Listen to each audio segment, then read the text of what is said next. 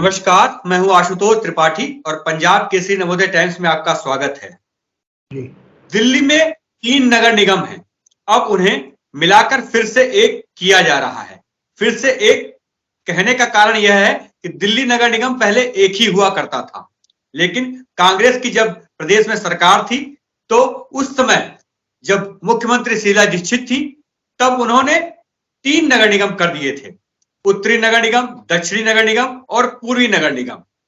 उसके बाद से तीनों नगर निगमों की स्थिति बहुत अच्छी नहीं रही, चाहे वित्तीय बात करें या फिर प्रशासनिक। लेकिन अब एक बार फिर से जब केंद्र सरकार भाजपा चला रही है और राज्य में आम आदमी पार्टी की सरकार है, ऐसे में केंद्र की भाजपा सरकार दिल्ली के तीनों नगर निगमों को फिर से एक करने की तैयारी में है। इससे संबंधित एक प्रस्ताव भारत सरकार की कैबिनेट में पास भी हो गया है। अब इसे संसद के सत्र में प्रस्तुत किया जाएगा, उसके बाद आगे की प्रक्रिया पूरी की जाएगी।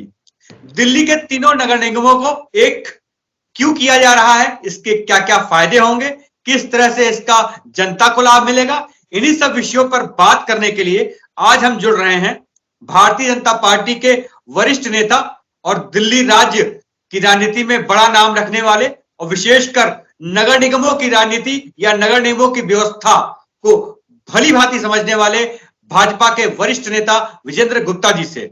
विजेंद्र जी, बहुत बहुत स्वागत है आपका। नमस्कार। नमस्कार विजेंद्र जी, सबसे पहला सवाल तो यही है कि आखिर तीनों नगर निगमों को फिर से एक करने की कवायद क्यों शुरू की गई? जी गुप्ता जी। देखिए आशुतोष जी, वास्तविकता ये है कि जब 2012 में कांग्रेस की सरकार ने इसको जल्दबाजी में 3 हिस्सों में बांटा तो उसके पीछे राजनीतिक देश भावना जो है वो मुख्य कारण था। उसकी हमने उस समय भी कहा था और बहुत विरोध किया था ये कहकर कि चूंकि वित्तीय संसाधनों की कमी है और ये फाइनेंशियली वायबल नहीं है। आप सोचिए, ईस्ट दिल्ली म्यूनिसिपल कॉरपोरेशन, क्या वहाँ पे आय के इतने साधन हो सकते हैं कि वहाँ का तमाम खर्चा वहाँ टैक्स पेयर से लिया जा सके? अगर आज की तारीख में ईडीएमसी में अगर रेवेन्यू जनरेट करना है तो 10 गुना टैक्स भी कम पड़ेगा। तो आमदनी 98 और खर्चा रुपया, तो जब इस हालात पर नगर निगमें चल रही हैं तो ये स्थिति तो उत्पन्न होनी थी कि वो पूरी तरह से वित्तीय रूप से पंगु हो गई। वास्तविकता तो ये है कि नगर निगम किसी भी शहर का, किसी भी सिटी का, किसी भी मेगा सिटी का लाइफ लाइन है। हर बेसिक रिक्वायरमेंट नगर निगम के माध्यम से पूरी की जाती है। ये संवैधानिक व्यवस्था है, यानी कि संवैधानिक व्यवस्था के अंतर्गत जो उनकी जिम्मेदारियां थी उसके अनुसार उनके पास संसाधन नहीं थे। और ये पूरा प्रकल्प जो है, ये एक षड्यंत्र, मैं कहूँगा प्रकल्प नहीं, ये षड्यंत्र जो है ये वर्ष दर वर्ष चलता रहा। और मैं धन्यवाद करना चाहूँगा, बधाई देना चाहूँगा भारत की सरकार को। उन्होंने एक रिफॉर्म प्रोग्राम के अंतर्गत दिल्ली की नगर निगमों का यूनिफिकेशन तय किया और उसको एक रिफॉर्म प्रोग्राम के तहत लागू किया जा रहा है। गुप्ता जी, चूंकि आप भारतीय जनता पार्टी में नगर निगम में कई वर्षों तक आपने उसको देखा समझा है और अब विधानसभा में आप नेता विपक्ष भी रहे, विधायक भी हैं आप, और पूरी दिल्ली को दोनों तरह से समझते हैं, प्रदेश की सरकार के रूप में भी समझते हैं पूरी तरह से और नगर निगम की सरकार को भी पूरी तरह समझते हैं। क्या लगता है आपको कि चूंकि अब नगर निगम के चुनाव आने वाले हैं तो जहां तक विपक्ष का सीधा सीधा कहना है कि चुनाव टाला जा रहा है, भारतीय जनता पार्टी डर रही है कि कहीं हार न जाए, तो क्या लगता है कि अगर तीनों नगर निगम एक कर दिए जाते हैं तो इससे भारतीय जनता पार्टी को चुनाव में लाभ हो सकता है क्या? ये बहुत ही हास्यप्रद बात है जो विपक्ष कर रहा है। मैं आशुतोष जी, दोनों पार्टियों के, कांग्रेस और आम आदमी पार्टी के, आज पोल खोलना चाहता हूँ। पहला विषय तो ये है कि यूनिफिकेशन पर कोई विरोध नहीं है और उस पर यूनानिमिटी है। आम आदमी पार्टी भी यूनिफिकेशन के लिए सहमत है और कांग्रेस ने भी अपनी सहमति दी है।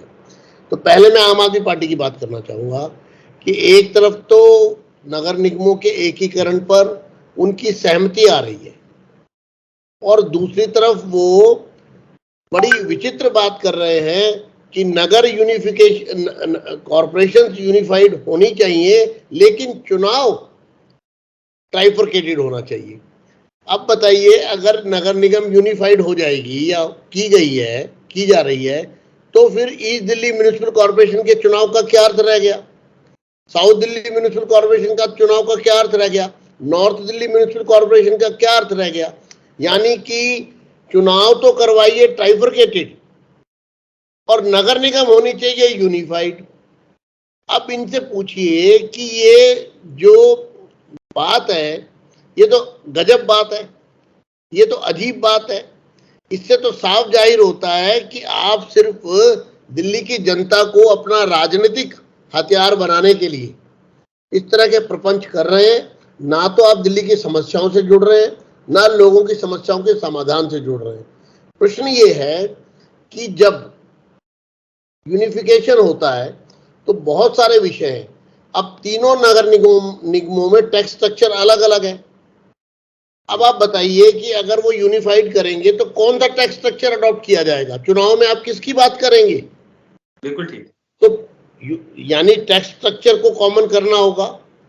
दूसरा, जो ट्राइफरकेशन से जो एम्प्लॉइज 3 हिस्से में बंट गए, उनके सबकी अब सीनियोरिटी का विषय है। जब उनको यूनिफाइड करेंगे तो जो आज एक नगर निगम में सर्वोच्च पद पर है अपने विभाग में, वहां वो जब तीनों में यूनिफिकेशन होगा तो वो सर्वोच्च पद पर नहीं रह सकता, क्योंकि वो 3 लोग हैं और एक ही रह सकता है, तो उनमें से एक बनेगा। इसी तरह से नगर निगमों के तमाम जो प्रोजेक्ट्स हैं, जो उनकी राशियां हैं, जो वार्ड्स हैं, और जो नगर निगमों का एकीकरण करने में जो डीएमसी एक्ट में प्रावधानों में परिवर्तन करने की जरूरत है। यहां तक हो सकता है कि संवैधानिक व्यवस्था के अनुसार संविधान में भी संशोधन करने की आवश्यकता पड़ सकती है।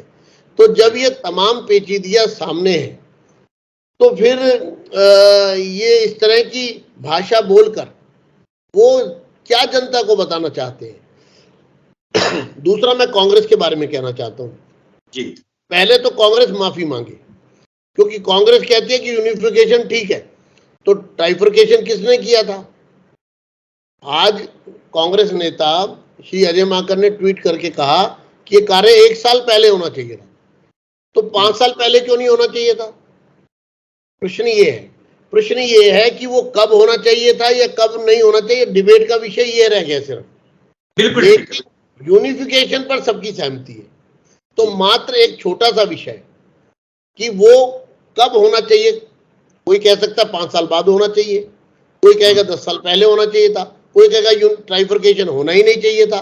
तो ये सबके अपने अपने विचार है, अपनी अपनी बात है। लेकिन चूंकि मोदी जी ने एक रिफॉर्म प्रोग्राम अपने हाथ में लिया है और दिल्ली की नगर निगम को चुस्त दुरुस्त करने के लिए, जवाबदेह बनाने के लिए, संसाधनों से परिपूर्ण करने के लिए एक मसौदा तैयार किया जा रहा है, तो क्योंकि मसौदे के खिलाफ बोलने की हिम्मत इसलिए नहीं है कि दिल्ली की जनता के खिलाफ बोलना है। आज दिल्ली की जनता की मांग है कि दिल्ली में एक यूनिफाइड कॉर्पोरेशन होनी चाहिए, और उसी पर भारतीय जनता पार्टी की केंद्र सरकार काम कर रही है। बिल्कुल ठीक है। जैसा कि आपने खुद ही बताया गुप्ता जी कि कांग्रेस की कुछ बात है और आम आदमी पार्टी की कुछ बात है, दोनों ही कहीं ना कहीं यूनिफिकेशन को लेकर और एकीकरण को लेकर तैयार हैं, लेकिन चुनाव को लेकर जो बात कही जा रही है वो चुनाव के ठीक पहले ऐसा क्यों किया जा रहा है? भारतीय जनता पार्टी को इसलिए घेरा जा रहा है कि आप चुनाव से ठीक पहले इसको लेकर आए, पहले लेकर आए होते तो ऐसा न कहा जाता। लेकिन चुनाव होने वाले थे, यहां तक कि राज्य चुनाव आयोग जो है वो घोषित करने वाला था तारीखें चुनाव की, लेकिन वो रोक दी गई। तो कहीं ना कहीं विपक्ष को बड़ा मौका मिला है इसमें कि वो ये कह सके कि चुनाव को टालने के लिए शायद ऐसा किया गया। ये प्रक्रिया पिछले 6 महीने से चल रही है। आपको अगर ध्यान में हो तो दिल्ली नगर निगम के सदन में इसका प्रस्ताव भी पारित किया गया और महापौर द्वारा इसके बारे में केंद्र को पत्र भी लिखा गया। उपराज्यपाल महोदय से भी इसके बारे में रिपोर्ट आदि मांगी गई। ये प्रक्रिया पिछले 6, 8, 10 महीने से चल रही है। उस पर कार्रवाई हो रही है। तो सारी चीजों की तथ्यों के आधार पर जानकारियां एकत्र होने के बाद और यूनिफिकेशन जो है वो सही रहेगा या नहीं रहेगा, इस पर सारी जांच पड़ताल करने के बाद ही ये कदम उठाया गया है। इसको सिर्फ अपनी झेप मिटाने के लिए, क्योंकि ये कार्यक्रम यूनिफिकेशन का और उसको चुस्त दुरुस्त करने का कदम केंद्र सरकार ने उठाया है। और आपको तो पता है देश के अंदर जो विपक्ष है उसका तो एक ही काम है, मोदी जी जो करेंगे उसका विरोध करो, सहमत होने के बावजूद भी विरोध करने के रास्ते निकालो। तो ये उसी के तहत हो रहा है। गुप्ता जी, जैसे ही यह बात सामने आई, यह खबर सामने आई कि तीनों नगर निगम एक किए जा रहे हैं, पिछले कई दिन से खबर चल रही थी, क्लियर तो आज हुआ है, लेकिन उसके साथ एक बात और कही जा रही है कि दिल्ली सरकार से मजबूत हो जाएगी दिल्ली नगर निगम और दिल्ली के महापौर की ताकतें दिल्ली के सीएम से कहीं ज्यादा हो जाएंगी। तो ये सब क्या चल रहा है, कुछ इस विषय में भी साफ कीजिए आप। ये देखिए, ये सिर्फ मनगढ़ंत बातें हैं।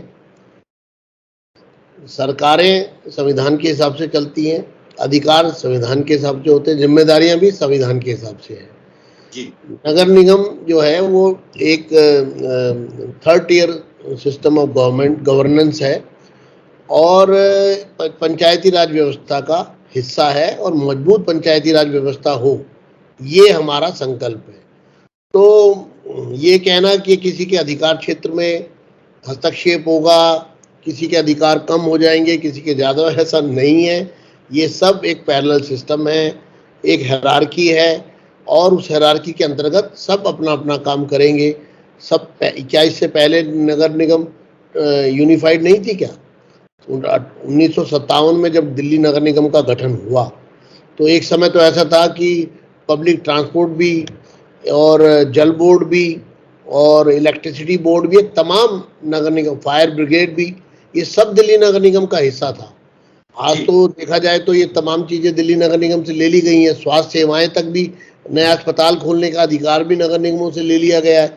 तो नगर निगम जो है, हर दुनिया के किसी भी शहर में आप देखेंगे तो नगर निगम जो है वो एक ताकतवर व्यवस्था है और शहर को चलाने की।